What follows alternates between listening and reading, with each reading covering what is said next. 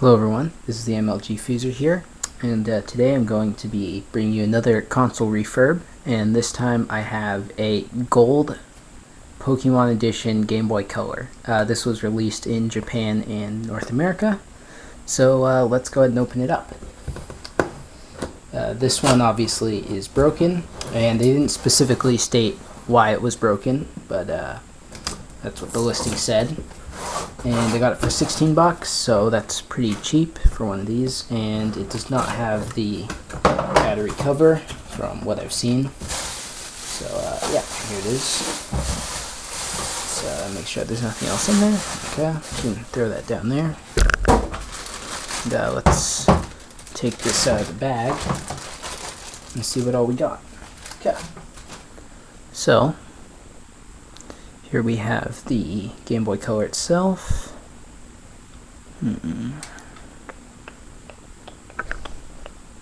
So it's not looking too bad overall. Here on the front we have like this red ink right here, a little bit up there too. So yeah, it's not looking too good in that regard. The back on the other hand has a lot of ink, and you can see like a red, probably marker, was just run over a lot of this. The label is missing part of it, decent center chunk. Obviously no battery cover. Sides look fine. Let me see if the switch still goes back and forth. Okay, so that still goes back and forth. Buttons still click. Let's see, here's volume. The volume still turns also, so that's good. Alright, so obviously the design on this one was a gold design, and then you had Pichu and Pikachu, so that's pretty cool. I'm going to put some double A's in here, and let's see if it will actually get any power. So yeah, it actually does appear to power on, but I'll have to test it with a game. But first what we're going to do is that we're just going to clean it out. And also another cool feature is that Pikachu, his cheek is the light, so that's pretty cool. Alright, so we'll go ahead and take this apart, and then we'll... Alright, so to take these apart, what you actually need is a tri-wing screwdriver. Nintendo uses tri-wings on most of their handhelds and some of their other smaller consoles, like the Wii, or I'm pretty sure the gamepad used it, but I'm not sure about the Wii U. Anyways, there are 1, 2, 3, 4, 5, 6 tri-wing screws on the back. So let's go ahead and unscrew those.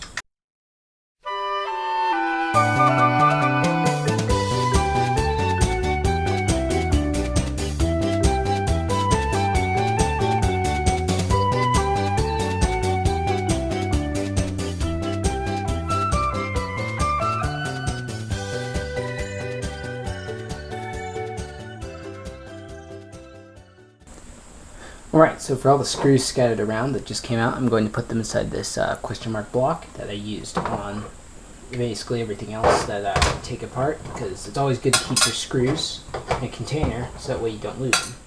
Also put this plastic on-off switch in there for now too. Set to the side, and then let's take a look at the main console itself. So, let's see, we have a couple Phillips head screws here and here. Other than that, there's also one behind here, and so we'll probably just unscrew those. And so it should allow us to remove this main motherboard, and so that way we can go ahead and clean up the front without getting any of the circuits wet. Alright, so now I'm going to unscrew this.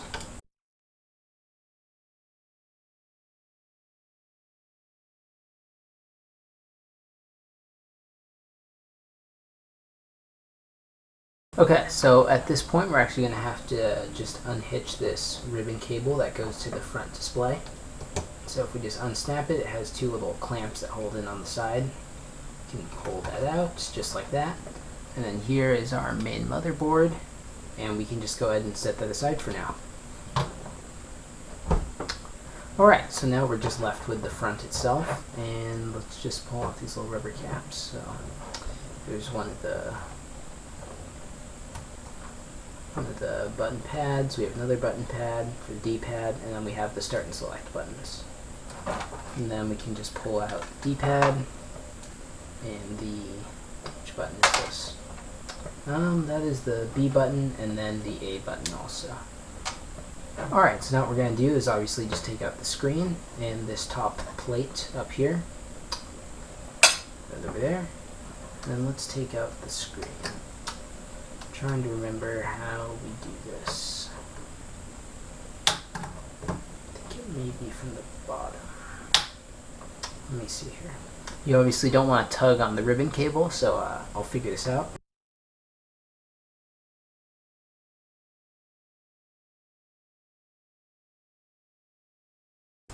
And there we go.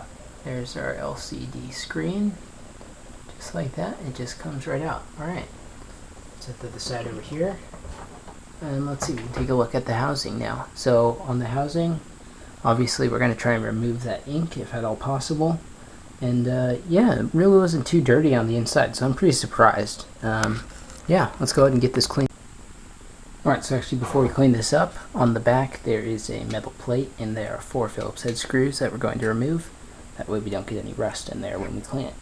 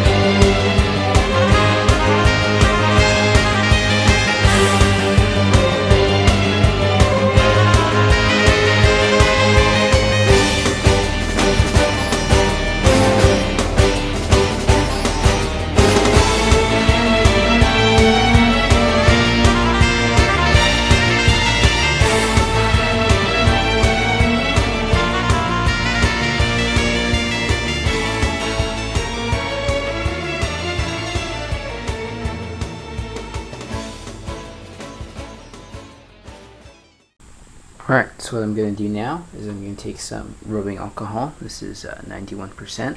And I'm going to put that on a Q-tip and then use that to rub the ink off of the shell.